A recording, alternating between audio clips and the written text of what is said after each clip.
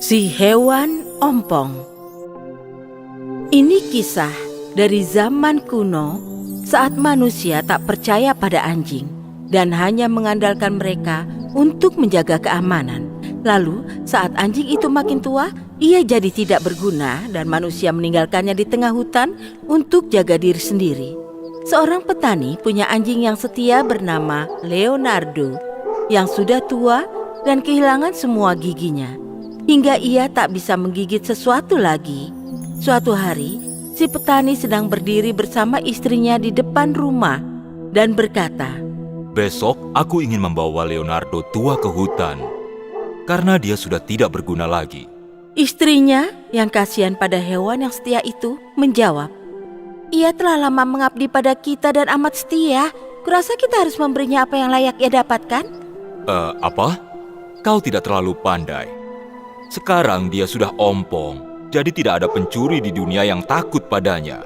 Jadi kini dia bisa pergi. Dia telah mengabdi dengan baik dan untuk itu dia sudah dapat makanan bagus.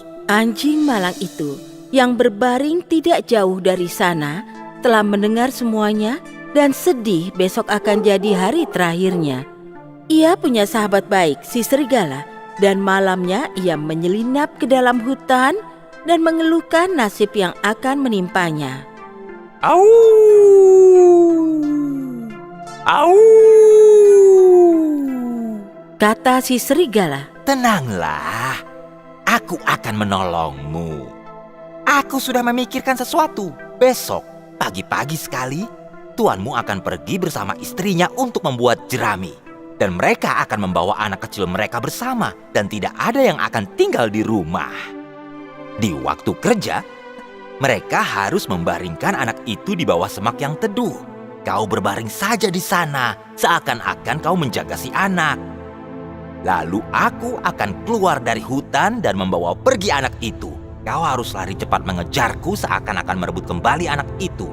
Aku akan mengembalikan anak itu dan kau akan membawanya kembali ke orang tuanya, yang akan berpikir kau telah menyelamatkannya dan akan terlalu berterima kasih. Kau akan diistimewakan. Mereka tidak akan membiarkan kau berkekurangan lagi. Rencana itu menyenangkan si anjing dan itu dilaksanakan persis seperti rencana. Si ayah berteriak saat ia melihat si serigala berlari menyusuri ladang dengan anaknya.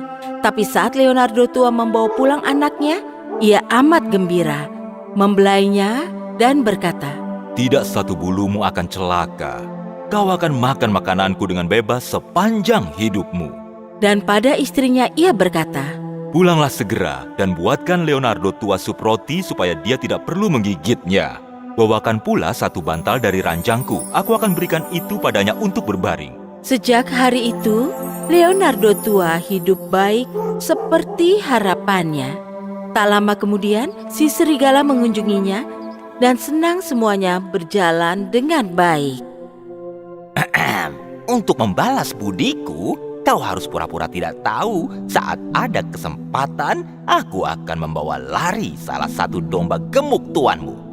Jangan coba-coba, aku akan tetap setia pada tuanku. Aku tidak setuju dengan itu. Si serigala berpikir si anjing tua pasti bercanda tentang tak setuju dengannya.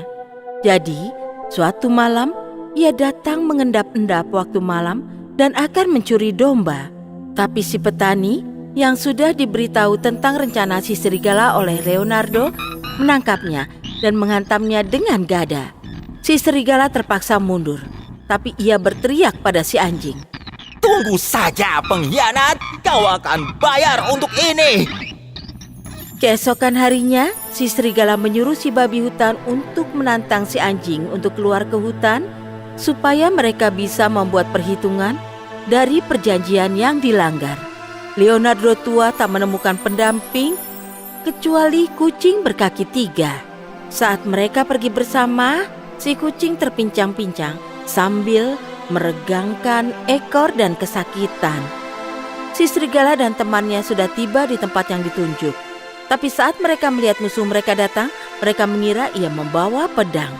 Mereka salah mengira ekor si kucing adalah pedang. Dan saat si kucing melompat dengan 3 kaki, mereka mengira si anjing sedang memungut batu untuk dilemparkan pada mereka. Jadi mereka berdua ketakutan. Si babi hutan lari ke bawah semak dan si serigala melompat ke atas pohon. Saat si anjing dan si kucing tiba, mereka bingung mengapa di sana kosong. Si babi hutan tidak bisa bersembunyi penuh. Salah satu telinganya masih kelihatan. Saat si kucing melihat ke sekeliling, si babi hutan menggoyangkan telinganya. Si kucing yang mengira itu tikus bergerak menerjang dan menggigitnya keras-keras. Si babi hutan menguik dan melarikan diri berteriak, Ampuni aku, kumohon, si serigala ada di atas pohon. Si anjing dan kucing melihat ke atas dan melihat si serigala yang malu karena terlihat ketakutan. Dan ia berteman lagi dengan si anjing tua.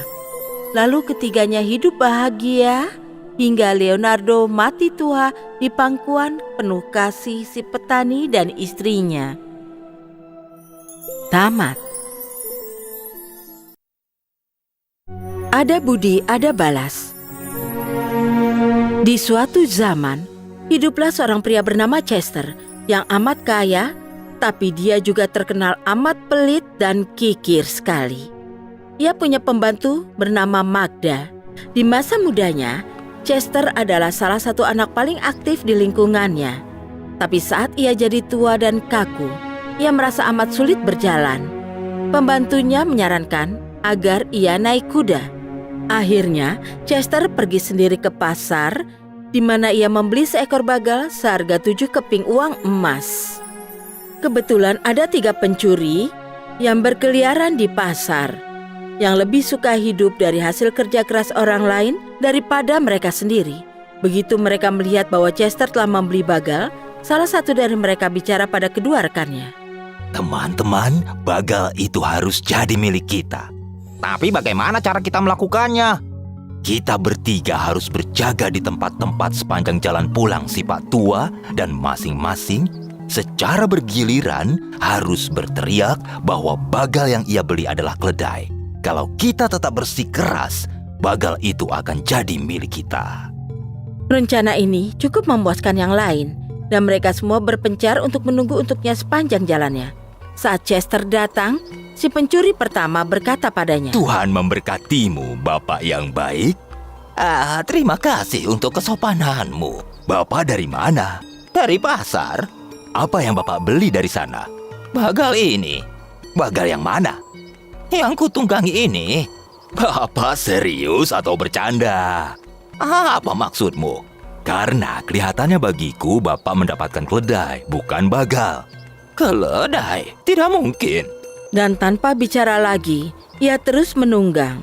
Setelah cukup jauh, ia bertemu si pencuri kedua yang menyapanya. Selamat siang, Pak.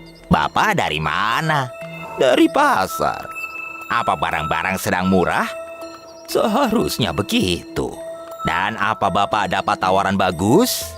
Aku membeli bagal yang kutunggangi ini. Tapi astaga, ini seekor keledai.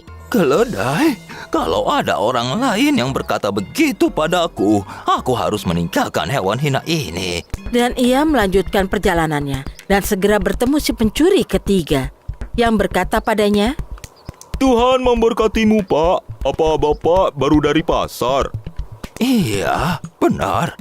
Dan apa ada tawaran murah yang dari sana? Aku membeli bagal yang kutunggangi ini. Bagal? Bapak pasti tidak serius. Apa Bapak berusaha membodohiku? Ya aku serius. Untuk apa aku bercanda tentang bagalku? Sobatku yang malang, tidak bisakah kau membedakan antara bagal dan keledai? Kau adalah orang ketiga dalam 2 jam terakhir yang telah memberitahuku hal yang sama, tapi aku tidak percaya.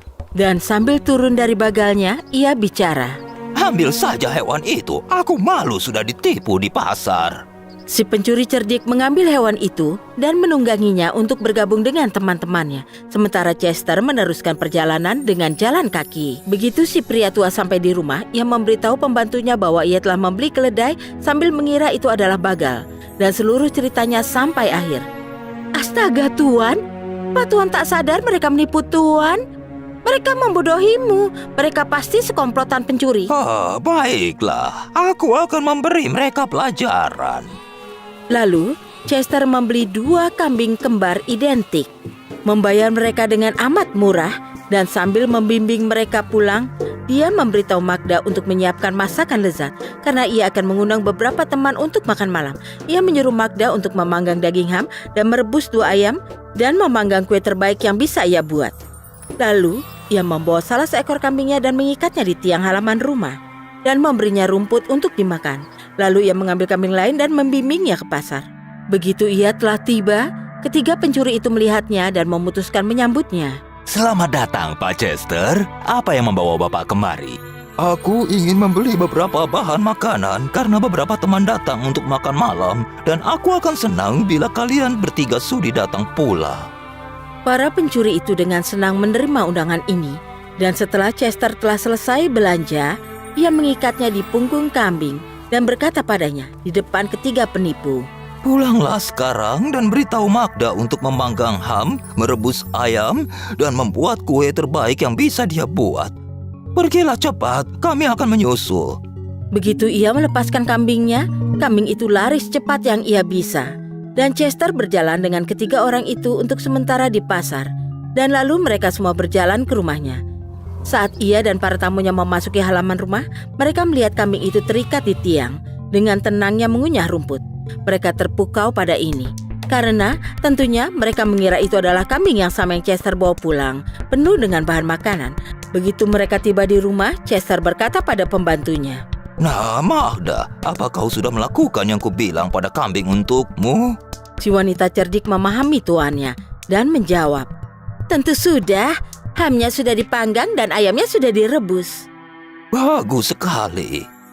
Saat ketiga penjahat itu melihat masakan-masakan daging itu dan kue dalam oven dan mendengar kata-kata Magda, mereka takjub dan mulai berunding bagaimana mereka bisa memiliki kambing itu. Akhirnya, menuju akhir makan malam, salah satu dari mereka berkata pada Chester, Tuan rumah, juallah kambing Bapak pada kami. Chester menjawab bahwa ia sangat tak ingin berpisah dengan hewan ajaib itu karena uang sebanyak apapun tak akan bisa mengganti kehilangannya. Tapi, tetap saja bila mereka ingin, dia akan menyerahkannya seharga 50 keping uang emas. Para pencuri membayar 50 uang emas seketika dan pergi dari rumah itu cukup gembira, membimbing si kambing bersama mereka. Saat mereka pulang, mereka bicara pada istri-istri mereka. Jangan masak makan malam besok sampai kami mengirim pembawa pesan pulang.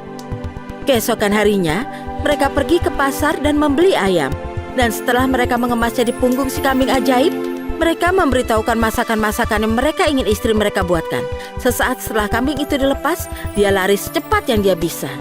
Saat jam makan malam tiba, mereka bertiga pulang dan menanyai istri mereka. Oh, dasar kau orang bodoh! Bagaimana kalian bisa percaya bahwa seekor kambing bisa melakukan tugas pembantu? Kalian telah tertipu mentah-mentah untuk perbuatan kalian pada orang lain. Itulah yang disebut ada budi, ada balas. Tamat.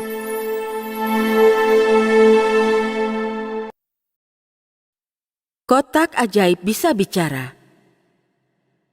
Pada suatu masa, ada seorang pengelana muda yang berkelana ke segala tempat di dunia ini karena ia suka melihat beragam negeri. Suatu hari, saat ia sedang berjalan, ia memungut sebuah kotak. Ia membukanya dan si kotak ajaib bicara padanya. Apa yang kau inginkan? Ia amat ketakutan, tapi ia tidak membuang kotak itu. Ia hanya menutupnya erat-erat dan menaruhnya dalam kantungnya. Lalu ia terus saja berkelana makin jauh. Saat ia berjalan, ia bicara pada dirinya. Kalau dia berkata padaku lagi, apa yang kau inginkan? Aku akan lebih tahu harus jawab apa kali ini. Jadi ia mengeluarkan kotak ajaib dan membukanya. Dan lagi-lagi ia bertanya, apa yang kau inginkan? Topiku penuh dengan emas. Segera, topi itu penuh uang logam emas. Jadi kini ia tidak butuh apa-apa. Jadi, ia terus berjalan jauh, lewat hutan lebat. Hingga akhirnya, ia tiba di istana yang indah. Dalam istana itu, tinggallah seorang raja. Pria muda itu berjalan mengelilingi istana hingga raja melihatnya dan bertanya sedang apa dia di sana. Aku hanya sedang melihat-lihat istana ini. Kau ingin punya satu yang seperti ini, bukan? Si pria muda tak menjawab. Tapi saat matahari terbenam dan malam tiba, Ia mengeluarkan kotak ajaibnya dan membuka tutupnya. Apa yang kau inginkan? Berikan aku istana dengan dinding emas dan lantai permata, dan semua perabotnya dari emas dan perak. Ia baru selesai bicara. Sebuah istana muncul di depannya, persis di seberang istana raja. Dibangun persis seperti yang ia inginkan. Saat raja bangun pagi, ia terpukau dengan istana hebat yang berkilau di bawah sinar matahari. Jadi si raja pergi menemui si pemuda, dan raja bicara terus terang. Ia sangat berkuasa dan ia berharap mereka semua bisa hidup bersama di satu istana atau yang lainnya. Dan raja memberikan putrinya untuk dinikahi. Jadi itu semua terjadi sesuai permintaan raja. Si pria muda menikahi sang putri dan mereka hidup bahagia dalam istana emas. Tapi istri raja iri hati pada si pemuda dan putrinya. Sang putri telah memberitahu ibunya tentang kotak ajaib itu yang dapat mengabulkan apapun yang mereka inginkan. Dan sang ratu menyuap satu pelayan untuk mencuri kotak ajaib. Si pelayan melihat hati-hati di mana itu ditaruh setiap malam dan menunggu saat yang tepat untuk mencurinya. Dan di malam gelap, karena seluruh dunia tertidur, si pelayan mencuri kotak itu dan membawanya ke majikan lamanya. Sang ratu membuka tutupnya dan si kotak bicara padanya. Apa yang kau inginkan? Aku ingin kau membawaku, suamiku, pelayan-pelayanku dan istana baru yang indah itu dan taruh kami di tepi lain Laut Merah. Tapi tinggalkan saja putriku dan suaminya. Saat pasangan muda itu bangun tidur, mereka menemukan diri mereka sendiri kembali ke istana lama dan kotak ajaib itu hilang. Si pemuda langsung menunggang kudanya dan mengisi kantung-kantungnya dengan sebanyak mungkin uang emas. Ia mencari kotak ajaib ke semua negeri tetangga, satu demi satu, tapi sia-sia. Segera, ia kehabisan uang, tapi tetap saja ia maju terus, secepat kudanya bisa berlari. Seseorang memberitahunya bahwa ia harus meminta nasihat si monster, karena si monster telah menjelajah jauh dan mungkin bisa memberitahunya sesuatu. Jadi ia pergi jauh dan mencari negeri si monster. Di sana, ia bertemu seorang nenek tua yang berkata padanya, "Apa yang sedang kau lakukan di sini? Anakku makan tiap makhluk hidup yang ia lihat. Kalau kau pandai, kau akan lari dan tidak kembali lagi." Tapi si pemuda memberitahunya segala kisah sedihnya. Dan ia berkata, mungkin anaknya yang telah pergi jauh, mungkin pernah melihat istana emas. Begitu ia selesai bicara, si monster masuk dan berkata ia mencium bau lelaki lezat. Jadi ia pikir sekarang sudah makan malam. Tapi ibunya memberitahunya, itu hanya pengelana malang yang kehilangan segalanya dan telah datang meminta nasihatnya. Si ibu berkata pada pemuda itu agar tak takut, tapi maju dan menampilkan diri. Jadi ia maju dengan berani ke hadapan monster dan bertanya apakah ia kebetulan melihat istana emas.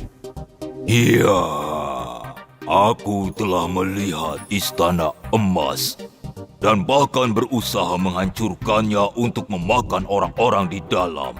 Tapi istana itu amat kokoh hingga aku tidak bisa menemukan jalan masuk.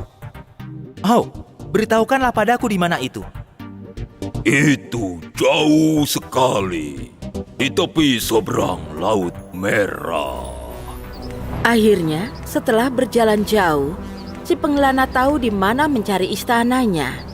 Jadi ia langsung berangkat dan entah bagaimana, ia tiba di negeri jauh di seberang Laut Merah. Saat ia tiba, ia memutuskan untuk menyamar sebagai tukang kebun dan pergi ke istana dan bertanya apakah mereka butuh tukang kebun. Ia amat senang mereka setuju untuk mempekerjakannya. Ia menghabiskan kebanyakan waktunya bergosip dengan para pelayan mengenai kekayaan para majikan mereka dan benda-benda indah di istananya. Ia berteman dengan salah seorang pelayan yang memberitahunya tentang kotak ajaib. Dan si pengelana meminta untuk melihatnya. Suatu hari, ia berhasil memegangnya dan menunjukkannya padanya. Dan si pria muda melihat dengan hati-hati di mana ia menyembunyikannya, dalam ruang kosong dekat kamar majikannya. Keesokan malamnya, saat semua orang tertidur nyenyak, ia menyelinap dan mengambil kotak ajaib. Bayangkan kegembiraannya saat ia membuka tutupnya. Ia bertanya padanya, "Apa yang kau inginkan?" Aku ingin mengembalikan istanaku di tempat lama, dan agar raja, ratu, dan semua pelayan mereka tenggelam di Laut Merah. Ia baru saja selesai bicara saat ia menemukan dirinya kembali lagi bersama istrinya. Sementara para penghuni lain istana baru terkapar di dasar Laut Merah. Tamat. Si Kodok dan si Belalang. Suatu ketika, dua sahabat hidup dalam hutan hujan Amazon. Nama mereka si Belalang dan si Kodok. Mereka bersahabat baik, tapi mereka tak pernah mengundang ke rumah masing-masing dengan alasan apapun. Suatu hari, mereka duduk di tepi danau. Si Belalang dan si Kodok berbaring telentang, bersisian, menatap langit. Hari yang indah. Ya, benar. Apa kau sering kemari? Sesekali, aku lebih sering ada dalam sumur. Ya, aku tidak suka sumur, terlalu gelap. Datanglah sesekali untuk mengunjungiku. Aku punya ide. Datanglah ke sumur untuk makan malam. Istriku akan menyiapkan masakan istimewa. Aku akan menyalakan lilin. Kumohon katakan ya. Ya tentu, mengapa tidak? Baik, aku harus pergi mempersiapkan semuanya. Sampai nanti. Setelah si Kodok pergi, si Belalang terus menatap langit biru, memikirkan akan pakai apa malam nanti. Malam itu, si Belalang tiba di sumur. Ada lilin menyala. Si Kodok duduk di meja dan istrinya menyambut si Belalang. "Silakan masuk, Pak Belalang." Rumah yang bagus, Bu Kodok. "Terima kasih, sayang, temanmu datang." Suruhlah dia masuk. "Silakan duduk di meja makan. Makan malam siap." Si Belalang dan istri si Kodok telah duduk di meja makan. Aku senang kau datang. Rumahmu bagus dan tidak terlalu gelap seperti dugaanku. Oh, tidak.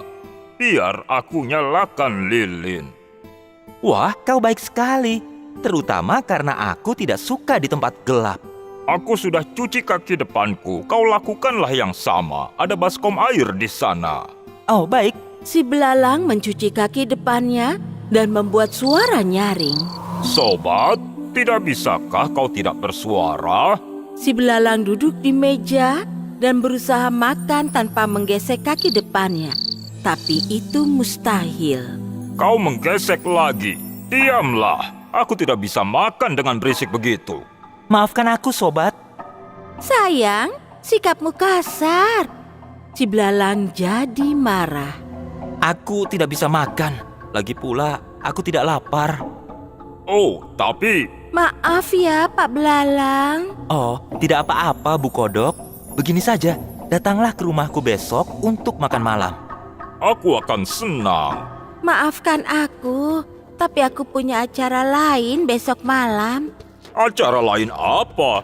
"Ingat kan, aku berjanji untuk menjaga kecebong-kecebong adikku besok malam." Oh, iya. Aku lupa itu. Aku akan datang sendirian saja. Si Belalang berdiri dan melambai pamit. Jangan terlambat. Tentu tidak. Si Belalang pergi dan si Kodok meneruskan makan malamnya. Keesokan harinya, saat makan malam, si Kodok melompat ke rumah si Belalang. Oh, aku merasa tidak enak. Kemarin malam aku kasar pada temanku. Aku salah memperlakukannya seperti itu. Begitu aku tiba di sana, aku akan minta maaf. Si Kodok tiba di rumah si Belalang. Wah, kau tepat waktu. Halo, sobat. Aku datang lebih awal karena aku ingin bilang. Si Belalang menyela si Kodok. Jangan bicara lagi. Mari masuk, ikutlah makan malam. Tapi aku ingin mengatakan sesuatu. Si Belalang menyela si Kodok lagi. Makan malam bakal dingin. Aku sudah mencuci kaki depanku. ada baskom air di sana, jadi kau bisa mencuci kakimu juga. Oh, bagus. Aku sudah lapar. Si kodok melompat ke baskom air dan cuci kaki. Lalu, ia melompat kembali ke meja. Ups, kau harus cuci kaki lagi. Kenapa? Aku salah apa? Karena melompat di tanah membuat kakimu kotor lagi. Si kodok melompat kembali ke baskom. Ia mencuci kakinya lagi. Lalu, melompat kembali ke meja. Kelihatannya lezat. Berhenti, Apalagi? tolong jangan ambil makanan dengan kaki kotor. Ayo, cucilah lagi. Kodok jadi marah. Kau tidak mau aku makan bersamamu. Kau tahu persis aku harus menggunakan semua kakiku untuk melompat. Aku tidak bisa kalau itu jadi tidak kotor saat melompat dari baskom ke meja. Kau yang mulai kemarin malam. Kau tahu aku tidak bisa menggosok kaki depanku tanpa bersuara. Ya. Tapi karena itulah aku datang lebih awal untuk bilang aku minta maaf. Si kodok pergi ke arah pintu. Kau mau kemana? Aku mau pulang. Kembalilah, maafkan aku. Apa kau ingin jadi temanku? Tentu saja. Kembalilah, mari kita makan malam bersama. Kita berdua mendapat pelajaran. Kau harus menerimaku apa adanya, dan aku akan menerimamu apa adanya. Si kodok duduk di meja dan mereka berdua mulai makan. Ini makanan terbaik yang pernah kucicipi sejak lama. Dan ada lagi di dapur. Tamat.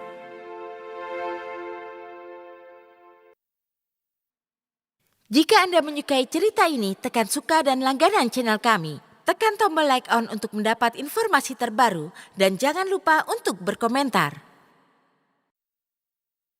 Kolam permohonan ajaib.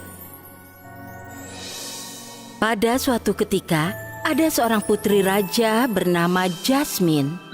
Ia adalah anak tunggal dan ia dimanja. Ia amat keras kepala dan amat egois. Ia selalu ingin makanan lezat. Suatu hari, seorang penyihir mengunjungi raja, memberi berkat dan memperingatkannya tentang kolam permohonan ajaib dalam kerajaannya. Baginda, aku datang ingin memperingatkan Baginda tentang kolam ajaib di kerajaan Baginda yang... Di saat bersamaan, Jasmine cilik lewat di balairung dan melihat si penyihir bicara pada ayahnya. Ia senang saat mendengar tentang kolam permohonan ajaib. Begitu ia mendengar tentang kolam itu, ia lari ke kamarnya tanpa mendengarkan sisa keterangan si penyihir. Aku harus ke kolam permohonan untuk meminta makanan lezat. Keesokan paginya, Jasmine bersiap-siap dan mulai perjalanan ke kolam itu. Di tengah hari, ia tiba di sana dengan sedikit uang emas dalam kantungnya. Ia ingin memohon banyak hal, seperti kue lezat, es krim, hamburger, pizza, ayam goreng, coklat, biskuit, dan banyak lagi. Tapi saat ia membaca papan peringatan di tepi kolam, ia jadi kecewa. Tulisannya, satu permohonan tiap orang. Kolam ajaib, kabulkanlah permohonanku. Beri aku guci yang akan beri aku makanan. Tiba-tiba, guci ajaib muncul dari kolam itu, teriring bisikan. Inilah permohonanmu yang dikabulkan. Ikuti perintahku atau itu takkan bekerja. Kau harus ucapkan 3 mantra. Ting, tong, tuang. Lalu guci ajaib akan mulai membuat makanan lezat. Itu akan memuaskan kelaparanmu. Tapi jangan lupa bilang stop, guci stop. Kalau tidak, itu akan membuat makanan tanpa henti. Baik, apalah? Jasmine kembali ke istananya. Ia sangat penasaran tentang guci ajaib itu dan mengucapkan mantranya. Ting tong Tuang, aku ingin kue dan puding coklat. Secara ajaib, pot itu mulai membuat banyak puding dan kue coklat. Jasmine memakannya seolah ia kelaparan. Hari demi hari berlalu.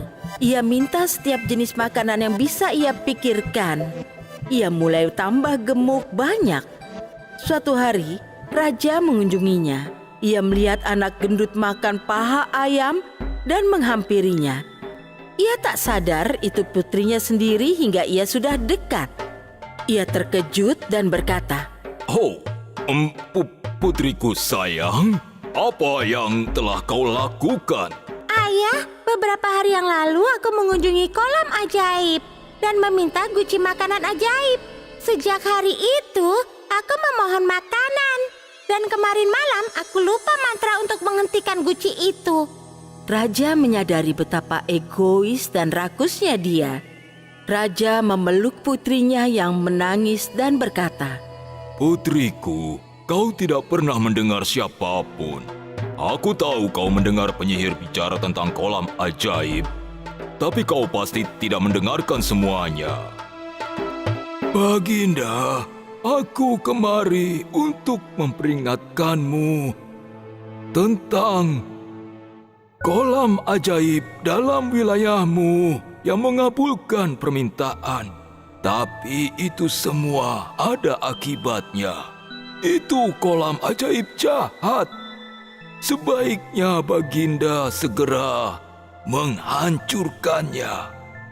Kini kau tahu, putriku, mengapa ini terjadi. Lalu raja memanggil para prajuritnya dan memerintahkan, Ambil guci itu dan bakar itu. segera para prajurit menjalankan perintah. Mereka menaruh guci itu di perapian dan melihatnya sampai itu meleleh dan jadi abu. Setelahnya, putri raja mulai berolahraga tiap hari dan dengan cepat kembali seperti semula. Setelah itu, mereka hidup bahagia selamanya. Moral cerita ini, jangan bertindak kalau baru dengar separuh ceritanya. Tamat.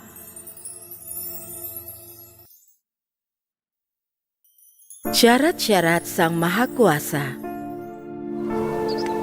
Ribuan tahun silam, saat Tuhan Tunggal Maha Kuasa hidup di antara semua makhluk hidup, Ia belum menciptakan manusia. Kelinci adalah hewan paling cerdas saat itu. Suatu hari, kelinci mengunjungi Tuhan di istananya yang juga ada dalam hutan. Senang menyambutmu di istanaku. Apa yang bisa kubantu? Tuhan yang Maha Kuasa, kau berkuasa atas setiap orang dan segala hal di hutan ini. Kau adalah Tuhan sejati. Aku punya permintaan. Permintaan apakah itu? Hanya satu hal, kumohon jadikanlah aku cerdas dan bijak. Wah, wah, wah. Setiap orang ingin jadi kaya, dan kau minta aku membuatmu lebih cerdas. Mengapa? Karena aku ingin jadi lebih cerdas daripada semua hewan di hutan ini. Baik. Tapi kau harus tunjukkan kemampuanmu padaku. Karena aku berpikir untuk menciptakan makhluk baru untuk memberi mereka kebijaksanaan dan kecerdasan. Kalau kau membuktikan padaku kau mampu, aku akan membatalkan rencanaku menciptakan manusia. Bagaimana? Aku akan lakukan sebisaku. Kalau kau bisa mengambilkanku 5 burung biru, 5 kupu-kupu putih, seekor lebah sebesar dirimu, maka aku akan melakukan sesuatu untukmu. Aku akan mendapatkannya. Aku tidak akan gagal. Di dalam hutan, kelinci masuk kelihatan lelah. Ia duduk di tanah di tepi kolam. Semua jenis hewan masuk dan mulai minum air dari kolam itu. Lalu mereka pergi. 5 burung biru datang dan minum air dari kolam. Lalu mereka mulai bermain dan melompat. Hari ini aku akan tahu apa kemampuanku. Tidak mungkin. Mustahil. Itu tidak benar. Aku tidak percaya. Tidak, mereka tidak sebanyak itu. Kelima burung biru itu menghampirinya. Hai, kelinci, apa yang sedang kau bicarakan? Ada masalah apa? Tidak apa-apa. Itu hanya mustahil. Katakan, ada masalah apa? Oh, seseorang memberitahuku bahwa kalian bisa datang bersamaku. Tapi aku tahu itu mustahil. Kalian pasti lelah. Apa kau bercanda? Kami tak pernah lelah. Kami selalu terbang jauh. Terbang tak melelahkan kami. Kami bisa pergi denganmu kemanapun kau pergi. 5 burung biru tertawa dan menari di sekitar si kelinci. Bagus. 5 kupu-kupu putih masuk dan mulai minum madu dari bunga-bunga dekat kolam. Wow, mereka kupu-kupu terindah yang pernah kulihat. Tapi tidak, kurasa mereka tidak bisa melakukannya. Itu pasti mustahil. Apa yang aku pikirkan? Kelima kupu-kupu putih menghampirinya. Hei kelinci, apa katamu? Ada masalah apa? Tidak ada. Itu hanya mustahil. Katakanlah, ada masalah apa? Seseorang memberitahuku kalian bisa ikut denganku. Tapi aku tahu itu mustahil. Kalian akan kelelahan di perjalanan. Apa kau bercanda? Kau tak serius kan? Kami tak pernah kelelahan. Kami selalu terbang jauh. Terbang tak membuat kami kelelahan. Kami bisa ikut denganmu kemanapun kau pergi. Kelima kupu-kupu putih tertawa dan menari di sekitar si kelinci. Bagus. Seekor lebah besar masuk dan minum madu dari bunga. Wah, lebah yang cantik. Tapi tidak. Kurasa dia tidak bisa melakukannya. Itu pasti mustahil. Aku pasti sudah gila. Si lebah menghampirinya. Hei kelinci, kau bicara apa? Ada apa? Tidak apa, hanya mustahil saja. Katakanlah, ada masalah apa? Seseorang memberitahuku bahwa kau bisa ikut denganku. Tapi aku tahu itu mustahil. Kau akan kelelahan di jalan. Apa kau bercanda? Tidak, aku tidak bisa. Aku tak pernah kelelahan. Aku selalu bepergian jauh. Haha, sempurna. Ayo berangkat semua. Ya. Hei, tunggu. Kau tak memberitahu kami kita akan kemana. Itu kejutan besar. Apa itu baik atau buruk? Baik, tentu saja. Ayo, sebelum hari jadi gelap. Di istana Tuhan, si kelinci, 5 burung biru, 5 kupu-kupu putih, dan lebah raksasa berdiri di hadapan Tuhan. Aku sedang menunggumu. Tuhan melihat kelima burung, kelima kupu-kupu, dan si lebah. Kulihat kau membawa teman. Apa Tuhan akan mengabulkan permintaanku? Kurasa tidak. Kenapa tidak? Kalau aku membuatmu lebih cerdas, aku melakukan kesalahan. Kenapa begitu? Karena kau sudah sangat cerdas. Jadi, apa aku lebih cerdas daripada hewan-hewan lain di hutan?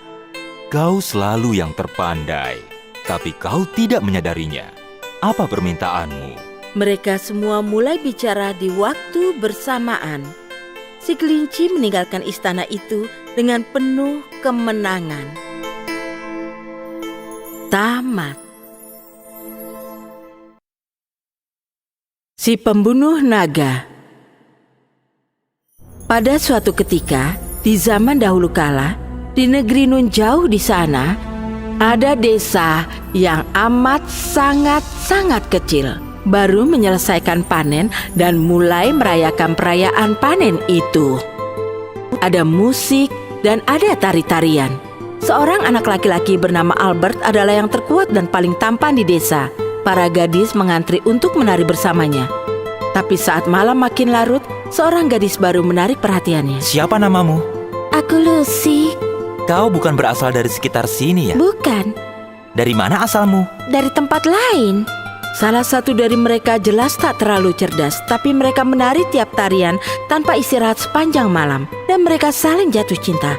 Mungkin mereka berdua bodoh, tapi tiba-tiba ada gemuruh derap langkah kuda di luar balai desa. Aku harus pergi. Jangan, tinggallah. Musik masih dimainkan. Ayo menari. Tiba-tiba, semua pintu di ruangan itu ditendang terbuka seketika dan para prajurit raja menyeruak ke arah Albert dan Lucy dengan pedang dan tombak. Lalu, semua orang dalam ruangan itu tertunduk. Apa yang terjadi? Lepaskan tanganmu dari putriku. Para prajurit menarik Albert menjauh dari Lucy dan membantingnya ke lantai. Lalu, mereka menodongkan pedang dan tombak mereka ke wajahnya. Ayahanda, tolong jangan lukai dia. Albert kebingungan. Raja George adalah ayahmu. Raja George tak membiarkan Lucy menjawab. Ia menunjuk langsung ke hidung Albert dan berteriak. Menjauhlah kau dari putriku. Tapi aku ingin menikahinya. Apa kau pikir aku akan membiarkan seorang petani menikahi putriku? Kenapa tidak? Aku mencintainya dan dia mencintaiku. Anak bodoh, seorang putri raja tidak bisa menikahi pemuda desa jelata. Seorang putri raja hanya boleh menikahi bangsawan, satria atau orang kaya raya. Lalu, Raja George mencengkram lengan Lucy dan menyeretnya ke arah pintu. Yang mulia, jika aku jadi kaya raya, bolehkah aku menikah dengan putrimu? Raja George berhenti dan berbalik.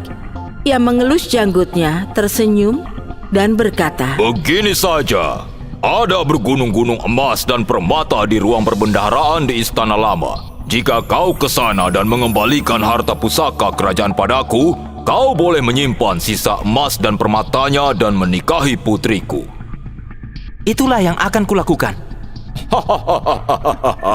Kita akan lihat saja. Lalu, Raja George dan Putri Raja meninggalkan tempat itu. Ruangan itu jadi begitu sepi, hingga kau bisa mendengar jarum jatuh. Semua mata tertuju pada Albert.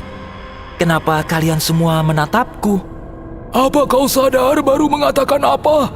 Apa? Apa kau tahu kenapa Raja George meninggalkan Istana Lama? Kenapa? Karena ada naga yang bersarang di sana. Naga? Kenapa Raja George mengutusku merebut pusaka kerajaan bila dia tahu ada naga yang tinggal di sana? Karena dia tidak ingin kau menikahi putrinya. Dia ingin si naga menyemburkan api padamu. Albert berjalan ke arah pintu. Aku tidak peduli. Aku cinta Lucy. Aku akan melakukan apapun untuk menikahinya, bahkan kalaupun itu membunuhku. Mungkin Albert tak begitu cerdas, tapi ia jelas bertekad kuat. Keesokan harinya, Albert berangkat menuju istana tua. Lalu ia tahu bahwa tiba di sana saja tidak mudah. Jaraknya 100 mil jauhnya, dengan sungai-sungai beku berbahaya di sepanjang jalan. Aku harus terus maju, walaupun aku tidak membawa baju musim dingin. Pada saat ia merangkak ke sungai bersalju, ia hampir mati beku. Yap, Albert tidak terlalu cerdas. Saat ia mulai menyeberang sungai, ia jatuh dan tubuhnya jatuh dan berguling sepanjang tepian sungai. Ia pingsan akibat jatuh. Ia tak bangun hingga ia berguling ke dalam sungai dingin membekukan. Saat Albert sudah yakin ia akan tenggelam atau mati beku, arus berganti dari sungai beku jadi sungai arus cepat. Oh tidak, aku kehilangan pedang yang kubawa untuk membunuh naga. Kini aku tidak berdaya melawan naga itu. Setelah beberapa menit, ia berhasil berenang dan tetap mengapung. Ia berenang ke seberang sungai dan menyeret diri sendiri ke tepi air. Kini aku bisa melihat dinding batu tinggi istana itu. Ia juga melihat bagian-bagian hitam di rumput hijau yang telah dihanguskan oleh napas api si naga. Tiba-tiba, Albert mendengar suara hentakan besar dan kibasan sayap-sayap raksasa si naga. Aku harus berlindung dalam balok kayu berongga. Balok berongga itu dilalap api, tapi Albert tak terluka. Setidaknya ia sudah hangat lagi. Aku harus menunggu di sini hingga suara sayap naga tidak terdengar lagi. Lalu, ia merangkak keluar dari balok berongga dan melihatnya terbakar. Ia memikirkan cara melewati si naga dan mendapatkan harta pusaka tanpa terbakar hangus. Aku harus mencari tahu di mana sarang naga itu. Tunggu, apa itu di sana? Itu adalah ruang tahta, tempat harta Raja George tersimpan. Berikutnya, Albert meminjam boneka sawah dari ladang jagung terdekat.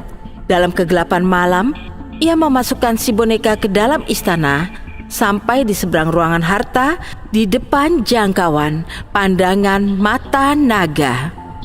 Apa ini? Ada tong. Aku akan melepaskan tutup tongnya dan aku akan menyusupkannya sedekat mungkin dengan si naga. Lalu, ia masuk ke tong itu dan tidur. Keesokan harinya, ia terbangun oleh suara hentakan keras. Seperti dugaan, saat si naga terbangun, ia mengira si boneka sawah di tembok istana itu manusia. Ia terbang ke arah si boneka. Karena kini naga itu tidak memperhatikanku, aku akan cepat-cepat keluar dari tong dan membawanya ke ruang harta. Ia mengangkut tong itu ke dalam ruang harta. Tepat saat boneka itu terbakar hangus. Lalu, ia keluar dari ruang harta dan berteriak. Hei naga, kemarilah, coba tangkap aku. Mendengar itu, si naga berbalik dan terbang dengan kecepatan penuh ke arah ruang harta saat Albert terjun lenyap dari pandangan. Saat naga itu mendarat dan menjulurkan kepalanya lewat pintu ruang harta, Albert menutup kepala naga itu dengan tong. Saat naga itu menyemburkan api, tong itu membelokkan api itu pada si naga sendiri. Dan si naga menghanguskan dirinya sendiri. Wah, aku tidak percaya itu berhasil. Aku akan pulang dan meminta pada Raja George untuk menikahi Putri Lucy. Ia tiba di istana Raja George dan mengisyaratkan pada pelayan untuk membawakan kotak harta dari kayu. Albert menunjukkan permata pusaka pada raja. Aku membunuh naga dan kini aku adalah orang kaya raya. Saat itu pula, Putri Lucy memasuki ruangan dan memeluk Albert. Terima kasih untuk apa yang kau lakukan untukku. Jadi walaupun ia tidak terlalu cerdas, Albert berhasil menikahi gadis yang dicintainya dan ia mendapat banyak harta benda dan istana lama pula. Dan mereka semua hidup bahagia sepanjang masa. Si pemusik. Pada suatu masa, ada seorang pemusik muda yang amat berbakat bernama Augustio yang tinggal di Italia. Untuk menjadi pemain biola yang piawai, ia meninggalkan rumahnya di desa dan membangun rumah baru di hutan di antara pepohonan. Dan dalam waktu singkat, akhirnya ia menjadi mahir bermain biola. Dari bermain mengikuti irama bisikan pohon, gelombang dari bengkoknya rumput di padang. Kini ia ingin membuktikan diri di depan penonton. Jadi ia memikirkan segala hal. Dan saat tak ada yang bisa ia pikirkan lagi, ia berkata sendiri, Ini terlalu lama. Aku akan mencari teman baik untuk diriku sendiri dan aku bisa mempertunjukkan musikku padanya pula. Lalu ia mengambil biolanya yang selalu ia bawa dan memainkannya sehingga suaranya bergema di hutan. Tak lama kemudian ada seekor serigala datang lewat semak ke arahnya. Ah, serigala, tolong! Tapi serigala itu mendekat dan bicara padanya. Pemusik, permainanmu indah sekali. Aku ingin belajar itu pula. Itu mudah saja. Kau tinggal harus melakukan apapun yang kusuruh. Baik, aku akan patuh seperti murid patuh pada gurunya. Si pemusik menyuruh si serigala mengikutinya. Saat mereka telah berjalan cukup jauh bersama, mereka tiba di depan sebuah pohon ek tua yang berongga di dalamnya dan pecah di tengah-tengah. Begini, kalau kau ingin belajar main biola, taruh kaki-kakimu ke dalam ceruk ini. Si serigala patuh, tapi si pemusik cepat-cepat mengambil batu. Dan dengan satu pukulan, dia menjepit kedua tangannya hingga ia terbelenggu di pohon tua itu. Diam di sana sampai aku kembali lagi, kata si pemusik. Lalu ia pergi. Setelah lama, lagi-lagi ia bicara sendiri. Segalanya terlalu lama di hutan. Aku akan cari penonton lain. Ia mengambil biolanya lagi dan bermain di hutan. Tak lama kemudian, seekor rubah menyelinap lewat pepohonan ke arahnya. Ada rubah datang. Tolong. Si rubah mendekatinya dan berkata, Oh, hai pemusik, permainanmu indah sekali. Aku ingin belajar itu pula. Itu mudah saja. Kau tinggal harus melakukan apapun yang kusuruh. kata si pemusik. Oh, aku akan patuh padamu seperti anjing pada majikannya. Nah, ikutilah aku. Saat mereka telah berjalan sebentar, mereka tiba di jalan setapak dengan semak-semak tinggi di kedua sisinya. Di sana si pemusik berdiri diam dan dari satu sisi menarik satu sulur ke tanah. Lalu ia menginjak itu. Lalu ia membengkokkan pohon muda dari sisi lain pula dan berkata, Nah, rubah kecil, kalau kau ingin belajar sesuatu, berikan aku kaki depan kirimu. Si rubah patuh dan si pemusik mengikat kaki depan itu ke semak di kiri. Nah, rubah kecil, kini berikan kaki kananmu. Dan ia mengikatnya di semak di kanan. Lalu ia memeriksa apakah itu cukup erat. Dan dia melepaskannya. Batang itu melenting ke atas lagi dan menyentak si rubah ke atas sehingga bergelantungan di udara. Tunggu di sana sampai aku kembali lagi, kata si pemusik, dan ia pergi. Lagi-lagi ia berkata sendiri, Semuanya amat lamban bagiku di hutan. Aku akan mencari teman yang lain. Lalu ia mainkan biolanya dan suaranya bergema ke seluruh hutan. Lalu seekor kelinci kecil datang melompat ke arahnya. Oh, tidak, ada kelinci datang. Apa gunanya kelinci sebagai teman? Harap saja dia pergi. Hai pemusik, indah sekali permainan biolamu. Aku juga ingin mempelajarinya. Oh, itu mudah saja. Kau tinggal harus melakukan apapun yang kusuruh. Oh, baik. Aku akan patuh seperti murid patuh pada gurunya. Mereka berjalan sebentar hingga mereka tiba di tempat terbuka. Sebuah pohon besar berdiri di sana. Si pemusik mengikatkan seutas tali panjang di sekitar leher si kelinci. Ujung satunya diikatkan pada pohon. Nah, cepatlah kelinci kecil. Lari 20 kali keliling pohon. Seru si pemusik. Si kelinci kecil patuh. Dan saat ia telah lari 20 putaran, ia telah membelitkan tali itu 20 kali pada batang pohon. Dan si kelinci kecil terjebak. Ia meronta ingin bebas, tapi itu hanya membuat irisan tali saja di lehernya yang lembut. Tunggu di sana sampai aku kembali, kata si pemusik, dan terus berjalan. Si serigala sementara itu telah mendorong, menarik, dan menggigit batu hingga akhirnya bebas dan menarik kaki-kakinya keluar dari pohon berlubang itu. Dengan marah besar, ia mengejar si pemusik dan ingin mencabik-cabiknya. Saat si rubah melihatnya berlari, ia mulai mengeluh dan berteriak sekuat tenaga. Serigala, tolonglah aku. Si pemusik telah mengkhianatiku. Si serigala menurunkan pohon kecil itu, menggigit talinya sampai putus dan membebaskan si rubah yang pergi bersamanya untuk balas dendam pada si pemusik. Mereka menemukan si kelinci yang terikat, yang juga mereka bebaskan. Lalu mereka mencari musuh mereka bersama-sama. Si pemusik sekali lagi memainkan biolanya saat berjalan, dan kali ini ia lebih beruntung. Suara musiknya sampai di telinga seorang penebang kayu miskin yang langsung terpukau oleh musik yang indah itu. Ia meninggalkan pekerjaannya dan datang membawa kapaknya untuk mendengarkan musik. Akhirnya datanglah teman yang tepat, karena aku mencari manusia dan bukan hewan liar. Dan ia mulai bermain musik dengan amat indah dan menyenangkan, sehingga si pria miskin berdiri di sana seperti tersihir, dan hatinya dipenuhi kegembiraan.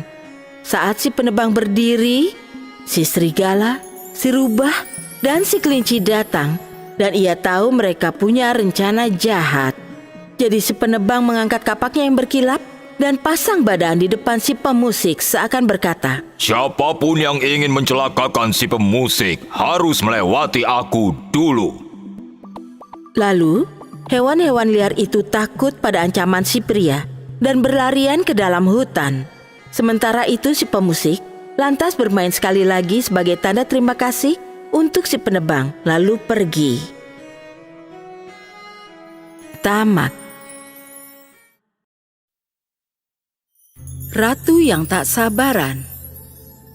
Pada suatu ketika, di sebuah kerajaan yang jauh, Raja Robert hidup bersama istrinya tersayang Ratu Maria. Robert dicintai oleh seluruh kerajaan karena baik hati, tetapi istrinya sangat dibenci karena ia sangat tidak sabaran. Kau terlalu lama mengepang rambutku.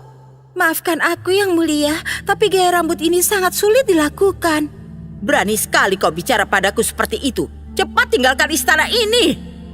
Oh Maria, kenapa kau begitu? Dia sudah berusaha. Ia tidak cukup cepat. Kau harus sabar sayang. Dalam waktu sesaat, ketidaksabaran ratu akan menghancurkan kedamaian dan raja yang malang dengan segera akan mencoba memperbaiki masalah yang ia timbulkan. Ini Maria, aku punya sesuatu yang sangat kau suka. Bunga lili, kesukaanku, berikan padaku sekarang. Raja Robert bertanya-tanya bagaimana cara membuat istrinya mengerti untuk bersabar. Suatu hari, raja sedang berada di halaman istana memikirkan Maria. Aku tidak mengerti. Dulu dia sangat baik dan ramah sebelum menikah denganku. Lalu Raja Robert menyadari ada sesuatu yang mengambang di sungai. Apa itu? Seorang bayi. Dari mana datangnya? Oh, malang sekali. Ayo kita bawa ke rumah. Astaga, di mana Robert? Sudah lama ia tidak terlihat. Maria, lihat, aku temukan seorang bayi mengapung di sungai. Seorang bayi? Tapi bagaimana dia bisa ada di sana? Lihat, ada sebuah catatan. Kepada siapa saja yang menemukan bayiku, tolong rawat ia dengan baik. Raja dan ratu merasa bingung, namun menerima tanggung jawab dan pemberian bayi yang berharga. Raja sangat menyukai bayi itu dan memutuskan untuk membawanya ke istana. Kau akan diberi nama Diana. Diana adalah anak yang hangat dan penyayang. Dan setelah beberapa tahun, ia tumbuh menjadi gadis yang cantik. Ada sebuah mahkota ajaib istimewa yang tersimpan di istana, tapi tidak pernah bersinar selama beberapa tahun. Suatu hari, Diana pergi berkeliling ke seluruh istana. Menyusuri banyak ruangan, ia mendatangi menara terlarang. Wow, tempat ini tinggi sekali. Oh, pintu besar apa ini? Ia mendekati dan mendorong pintu yang misterius. Oh, ini berat sekali. Mengapa ada sebuah mahkota di sini? Saat ia berjalan mendekat, mahkota tiba-tiba mulai bersinar. Sebaiknya aku beritahu ayah dan ibu tentang ini. Diana, ayah sudah bilang agar menjauh dari sana. Tapi ada sebuah mahkota di sana dan mahkotanya bersinar. Bersinar? Bersinar? Oh, kalau begitu ayah ikut senang untukmu. Aku tidak mengerti. Akan ayah jelaskan jika kau sudah dewasa. Sementara raja merasa senang, ratu merasa marah akan mahkota itu. Malam itu, ia pergi menyelinap keluar istana dan pergi menemui seorang penyihir yang ia kenal. Jangan khawatir, yang harus kau lakukan adalah memasangkan cincin ini pada jari suamimu. Sihir di dalamnya akan membuatnya membenci Diana. Maria mengangguk, lalu segera meninggalkan tempat itu.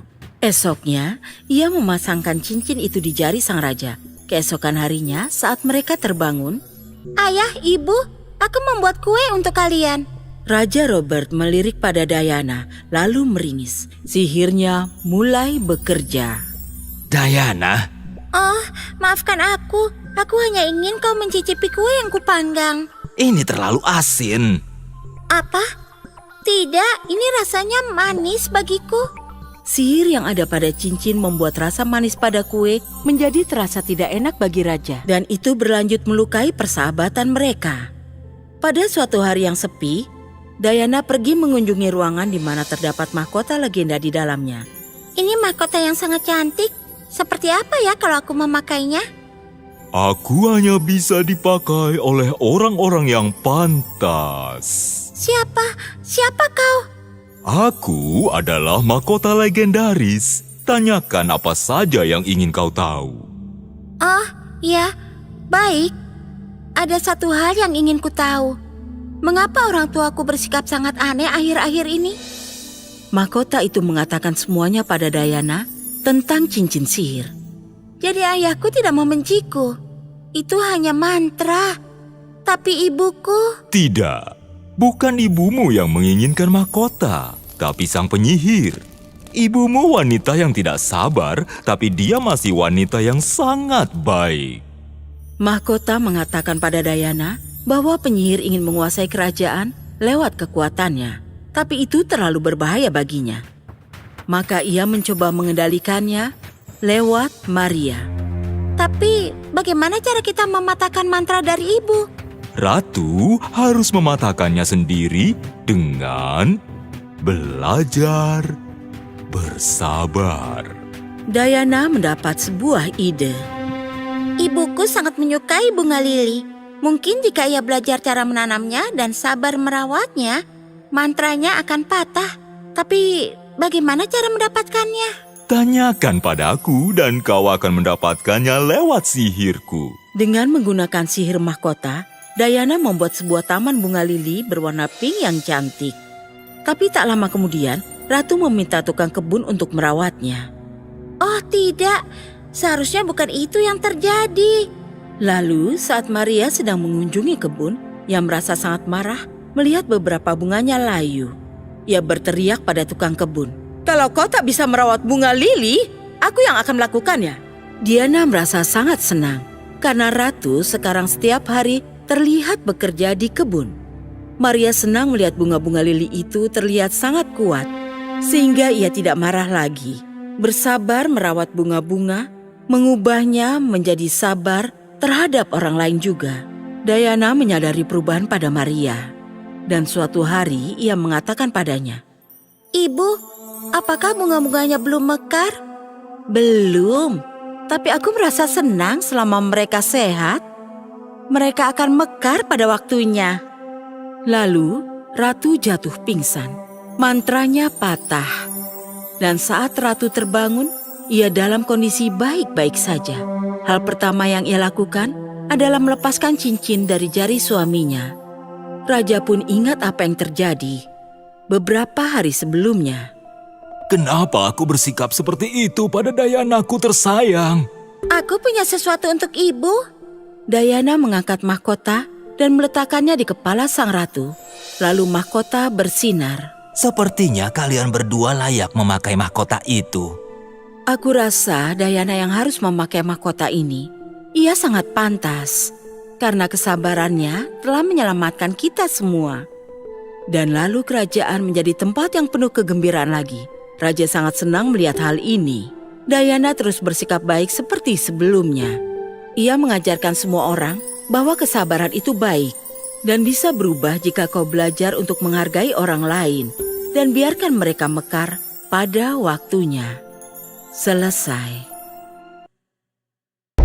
Kota Atlantis. Seorang wanita bernama Sarah sedang berdiri di halte bus di kota New York. Hari ini ia akan menyampaikan ceramah terakhir tentang kota Atlantis yang hilang dalam seminar 3 hari di Museum Sejarah. Setelah ceramah singkat tentang tesis itu, Sarah menyimpulkan, Jadi, seperti itulah kita kehilangan lokasi kota Atlantis. Catatan terakhir tentang Atlantis adalah dari 360 sebelum Masehi. Setelah 2380 tahun, kita masih mencarinya. Tapi pertanyaan sesungguhnya adalah, apa kita harus melakukannya? Terima kasih atas perhatiannya. tepuk tangan meriah menyambut ceramah Sarah itu dan seminar berakhir. Saat Sarah hendak pergi, seorang pria tua menghampiri Sarah dan bertanya, Apa menurutmu kita harus menghentikannya? Pencarian Atlantis telah menghabiskan banyak sekali dana. Dan 20 tahun usiaku. Dan apa yang kudapat? Tak ada. Sudah saatnya aku merelakannya. Lagi pula, andai kita menemukan Atlantis sekarang setelah bertahun-tahun, apa yang akan kita dapatkan dari itu? Reruntuhan? Setelah 20 tahun pertanyaanmu masih tak terjawab. Anak muda, lihatlah ke sisi lain mata uang. Kau tak akan menduganya. Mungkin kota itu mengubah letaknya dari waktu ke waktu. Sarah tak mempedulikan kata-kata pria tua itu. Ia mulai mengumpulkan berkas-berkas dan tasnya. Tapi ia berbalik dan si pria tua sudah menghilang. Ia meninggalkan sekeping uang emas di podium untuk Sarah. Uang emas dari kota hilang Atlantis. Sarah terkejut. Sarah pulang. Ia terus memikirkan pria tua itu dan kata-katanya. Dengan gelisah ia memegang uang emas itu dan ketiduran. Saat tidur, angin dingin menerpanya dan ia terbangun tiba-tiba. Tiba-tiba, Sarah sudah berada di sebuah reruntuhan yang luas. Sebuah lambang di istana besar di hadapannya bertuliskan Atlantis. Sarah tak percaya apa yang ia lihat. Selama 20 tahun terakhir, ia telah mencari tempat ini. Dan kini ia berada di Atlantis. Ia berjalan ke sebuah istana emas dan melihat balairung yang luas. Saat ia berjalan maju, ia melihat bahwa setiap pusaka di ruangan ini terbuat dari emas. Ia menghampiri singgasana raja di depannya dan melihat si pria tua duduk di sana dan tersenyum ke arahnya. Jantung Sarah berdebar-debar, namun rasa ingin tahu mendorongnya maju. Si pria tua dan pakaiannya mengingatkan Sarah pada seorang tokoh mitologi Yunani. Bapak terlihat jauh lebih muda dan beda dari pertemuan terakhir kita. Siapakah Bapak? Pertanyaan yang salah. Pertanyaan sebenarnya adalah, apa kau masih percaya Atlantis tak layak dicari? Tidak lagi. Bagaimana aku bisa sampai di sini? Anak muda, kau tak punya banyak waktu di sini. Selesaikanlah penelitianmu dan kumpulkan apa yang bisa kau dapat. Sebentar lagi Islandia akan berubah arah. Sarah amat senang melihat mimpinya jadi kenyataan, dan perhatiannya tertuju pada salah satu pusaka. Apa? Apa artinya itu? Tapi saat ia berbalik ke arah singgasana lagi, sang raja telah lenyap. Ia meninggalkan istana itu dan menemukan banyak tumbuhan yang berpendar. Ia telah membaca tentang tumbuhan itu dan tahu mereka mengandung banyak khasiat obat. Aku tidak percaya mataku. Semua yang selama ini hanya kubaca, ternyata benar-benar ada. Sarah mengambil beberapa daun itu dan menaruhnya dalam kantungnya. Di kejauhan, ia melihat sebuah sungai emas mengalir melewati pegunungan. Sarah amat bersemangat saat melihat sebuah makam dan batu nisan bertuliskan Kapten Nemo. Dalam makam itu, ia juga menemukan sebuah peta di bawah sekeping uang logam. Itu uang logam yang sama yang ia pegang saat tidur tadi. Begitu Sarah menyentuh uang logam itu, ia terbangun lagi di ranjangnya, memegang sebuah peta di satu tangan dan beberapa pucuk daun berpendar di tangan satunya lagi. Maka di malam-malam buta itu Sarah bangkit dan memulai tesis barunya lagi. Selesai.